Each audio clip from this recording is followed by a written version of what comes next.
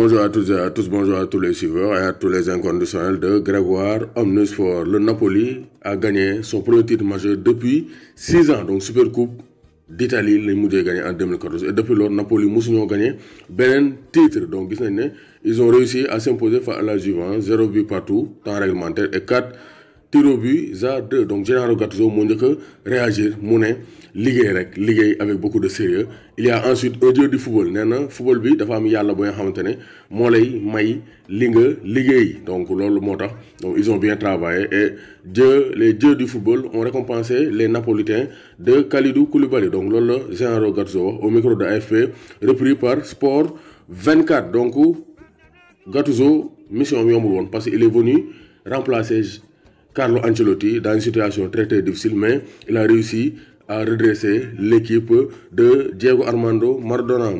Nous avons le devoir de jouer ces derniers matchs à fond et nous savons vraiment remplir une saison. Donc ça c'est un avertissement aussi pour l'FC Barcelone. Donc Napoli a et ils vont jouer à fond cette fin de saison. Donc Gattuso qui a été donc célébré par ses joueurs. Donc vraiment c'est un excellent coach parce que la femme arnie comme nous devons footballer Gattuso Dubaï à la Atiou. Amul Baye. Donc après Gattuso, Kalidou Koulibaly aussi réagit.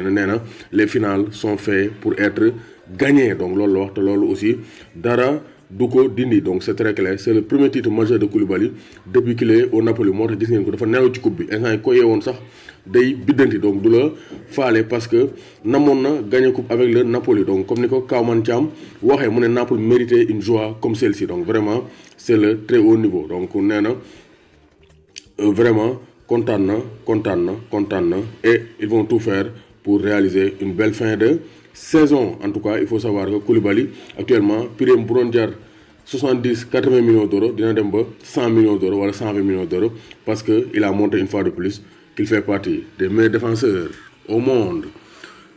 Koulibaly Souker le Koko Bagn do Ndeki. Félicitations à Kalidou Koulibaly, vainqueur de la Coupe d'Italie. Koulibaly gagne la Coupe d'Italie, mais Koulibaly, il est visé par tous les grands clubs d'Europe. Donc Koulibaly Souker, le Koko Bagn, Dondek, City, United, Liverpool. Donc aussi Paris Saint-Germain, mu ngi dossier. Surtout Manchester City. City, Guardiola veut recruter un défenseur expérimenté pour la saison prochaine. Mais la condition sine qua non, donc condition bi tax mu recruter Koulibaly, c'est que le tribunal arbitral du sport a une décision favorable par rapport à la suspension de Manchester City en Ligue des Champions. Parce que, à en croire les informations de Il Mattino, qui est un média italien, les Sky Blues ont fait appel. Donc, ils ont fait un appel de TAS Nena pour qu'on suspendre Manchester City pour les 2 prochaines saisons en Coupe d'Europe.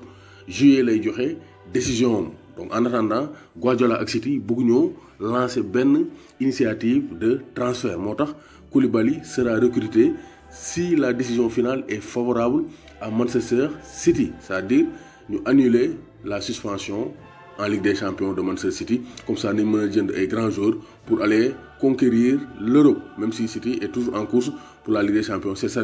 Donc cette saison, donc la direction de City va donc faire son mercato estival en fonction de la décision. Et ça aussi c'est logique parce que am na joueurs yoo xam ne boo qualifié wu Ligue des Champions pour ñëw sa équipe day xaw a métti te jarul ngay def yenn dépenses yu colossales yi te joué woo Ligue des Champions moo tax Koulibaly à City ça sera suspendu à la décision du tribunal arbitral du sport au mois de juillet.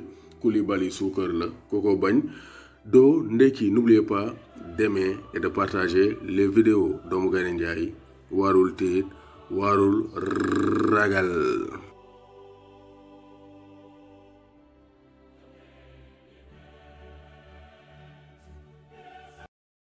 Championnat européen ubbi waat na bu leen neexee parier ci match yi avec XBet parier en restant chez vous. Donc ubbi leen seen compte 1xbet.com avec Google ngeen utiliser le code promo SEN10 ba ngeen ko ubbee di ngeen am bonus 200% ak chaque vendredi aussi di ngeen am 100% pour mën a parier jouer avec XBet. Vous allez passer de 0 à héros. Donc, description vidéo, vous avez toutes les informations nécessaires. Et pour plus d'informations, contactez le numéro WhatsApp 76 204 60 63.